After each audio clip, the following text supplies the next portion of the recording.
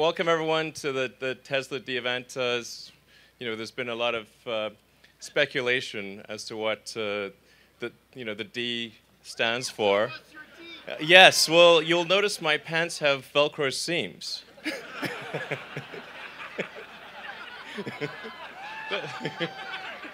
They may have mixed appeal. And there's also a great deal of speculation as to what the something else was. And I learned a lot,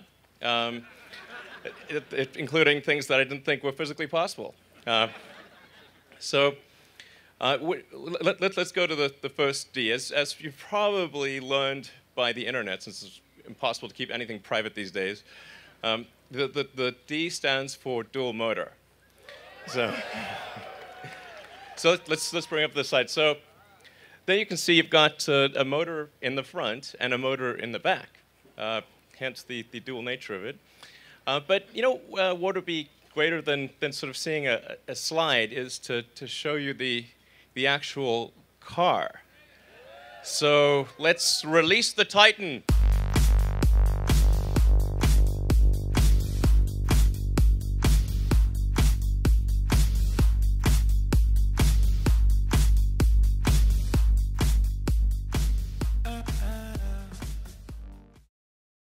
So here we have the chassis and the drivetrain of the dual motor Model S. Obviously got the front drive unit, the rear drive unit, and the thing that makes this unique and special and sort of better than all-wheel drive in the past is because you can dynamically shift the power from front to rear at the millisecond level. So you can very quickly adjust torque more than is possible really with a mechanically linked system. So all-wheel drive systems out there are just mechanically linked with a shaft. So it's like the equivalent of being sort of analog, whereas this is a digital system.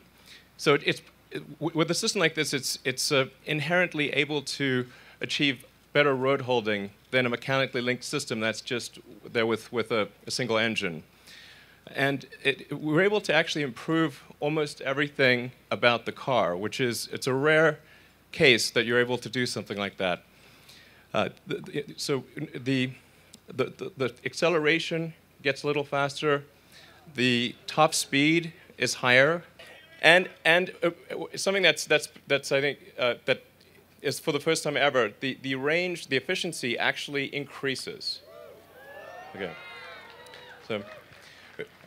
As you probably know, with other all all-wheel drive systems out there, you get less mileage. It's less efficient to have an all-wheel drive system. But in the case of the Model S, because we're able to have two drive units where we can shift the power from front to rear and constantly be at the optimal efficiency point for each motor, we're actually able to overcome the penalty of the increased mass of the motor.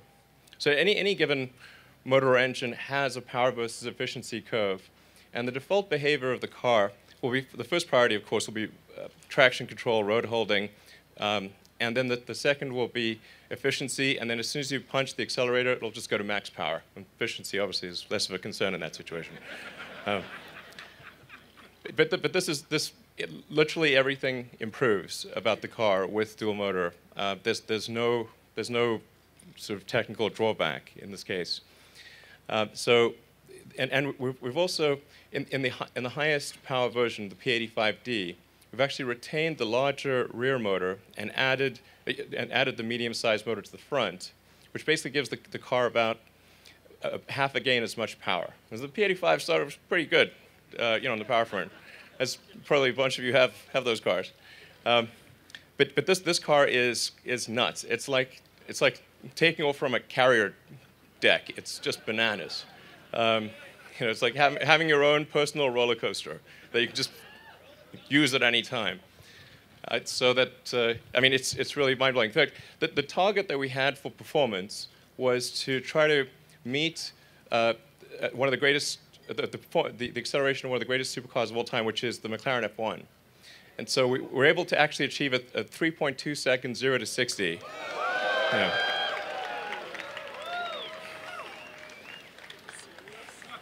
Yeah, it's mad. Okay.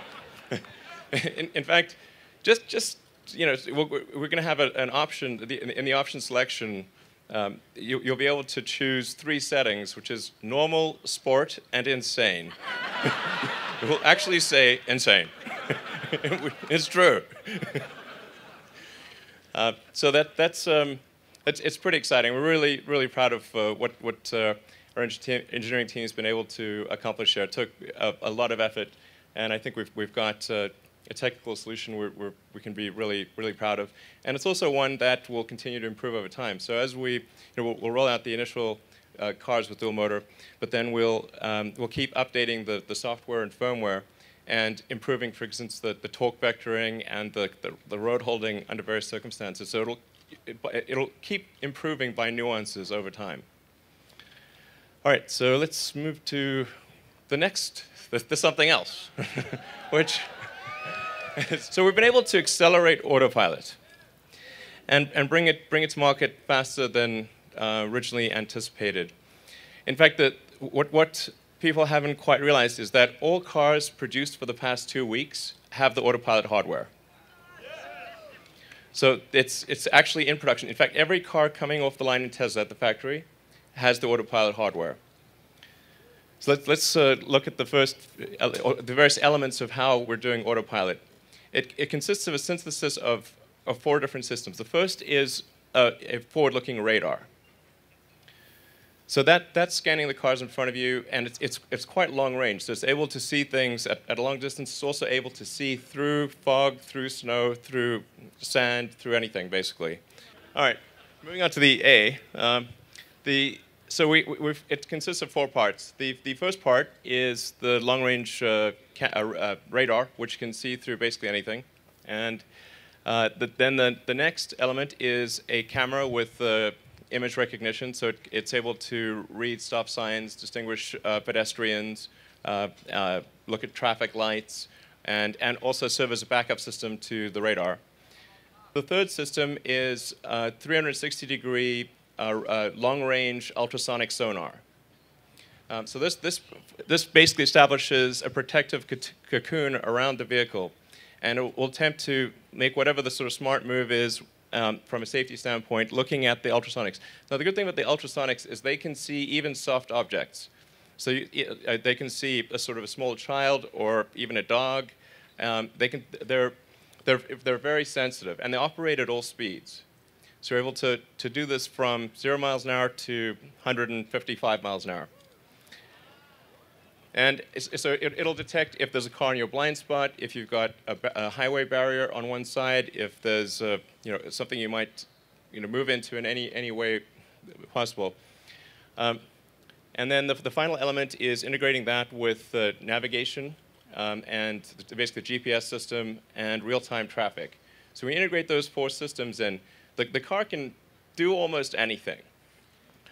So we're able to obviously do lane keeping on freeways, do automatic cruise control, active emergency braking, so that it'll brake if it sees any object that you're going to collide with, and it'll self-park, so you'll be automatic parallel parking, automatically go into a garage. In fact, when you get home, you'll actually be able to just step out of the car and have it park itself in your garage, including it'll open the door and it'll go in and park itself. And then something I'd like to do, which I think many of our engineers will be hearing this in real time, is have the charge connector plug itself in. like an articulating, like a sort of a snake, like Metal Gear Solid or something. Yeah, like just plug itself in.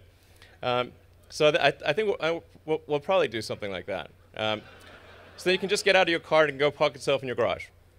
And then going a step further, you'll be able to summon the car if you're on private property, because you have to be on private property for this. You can actually summon the car, and the car will come to wherever you are, and it'll use the ultrasonic sensors, kind of like a insect antenna, because it can detect even small soft objects with the ultrasonics, and just it'll sort of slowly make its way to you and then stop and be ready to go. It can actually go even a step beyond that, which is if you have your calendar turned on, it'll meet you there. Okay. And so if you're getting ready to go to work or something, and it knows, oh, you're going to need to leave half an hour before work, you can say, okay, I'd like it to just come out and have the air conditioning done and everything done, your music playing, everything's just ready to go, and it'll just come and be there. So.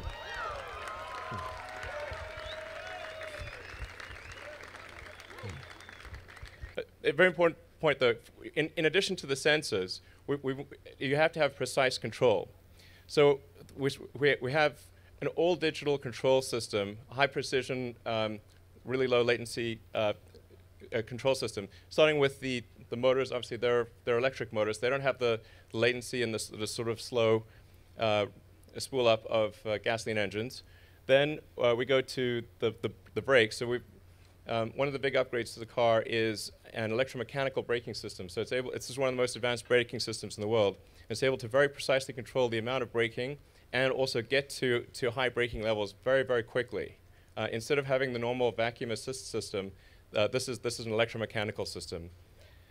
And then we've got that's combined with an electric steering, so it's electric power steering. So the whole system is sort of fully electric, digital control, low latency. This is all really important to having a great driving experience, so that the car is doing things in a natural way. All right, next one.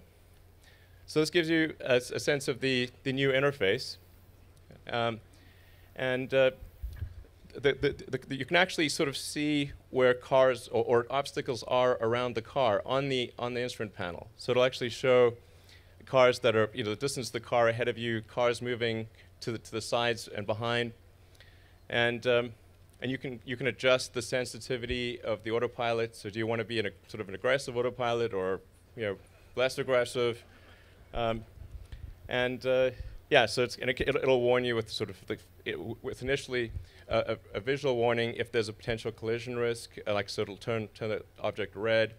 And then it'll give you an audible warning if you don't see that, and of course it'll resist steering into things that it thinks are danger. So you can still overpower the steering, but it's going to give you a tactile feedback that you're probably headed towards something that the car thinks may be dangerous.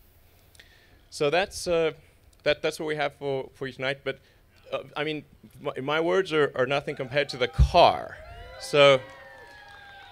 We've got a whole bunch of cars ready for you to take a test ride in, and I think you're really going to enjoy it. This is like an amusement park ride, and just to sort of tone it down, you'll see what the car's like with anywhere from 3 to 5 people in it. Imagine if it was only you. It's that much. It's a lot faster. So have a great evening and enjoy the test drives.